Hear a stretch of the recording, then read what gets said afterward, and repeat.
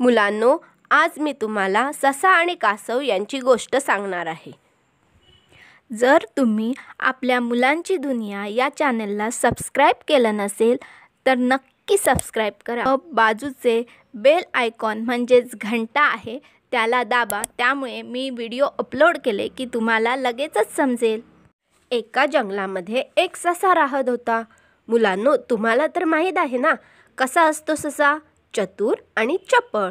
एके दिवशी सशाला जंगलात कासव भेटते। कासव कसे चालते? बरोबर, कासव हळूहळू चालते। तर त्या सस्याने कासवासोबत मैत्री केली। एकदा सशाच्या मनात कासवासोबत पैज लावण्याची इच्छा होते व तसे ससा कासवाला म्हणतो की आपल्या दोघांमध्ये पैज लावूया।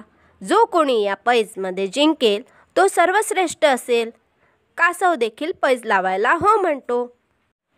त्यावर ससा म्हणतो, त्या दूर डोंगरावर झाड दिसत आहे ना, तिथे प्रथम पोहोचेल तोही शर्यत जिंकेल। मग ठरल्याप्रमाणे दुसऱ्या दिवशी दोघे आले आणि पैज लागली। आता काय होणार होते मुलांनो, सांगा पाहू? बरोबर, ससा चपळ असल्यामुळे जोरात धावत धावत पुढे निघून गेला आणि कासव आपलं शर्यत जिंकण्याचा प्रयत्न करीत होते। ते खूप हळूहळू चालत होते। ससा धावत असताना त्याला वाटेत एक गाजराचा मळा दिसला। सशाला गाजरं फार आवडतात।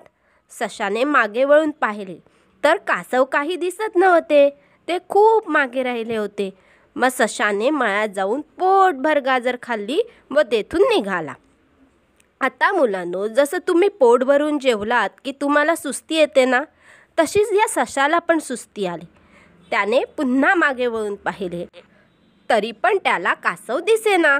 त्याने विचार केला, जोपर्यंत कासव माझ्यापर्यंत पोहोचेल तोपर्यंत मी एक झोप काढतो व तो एका झाडाखाली झोपला। कासव हळूहळू चालत सस्यापर्यंत आले। त्याने पाहिले की ससा झोपला आहे।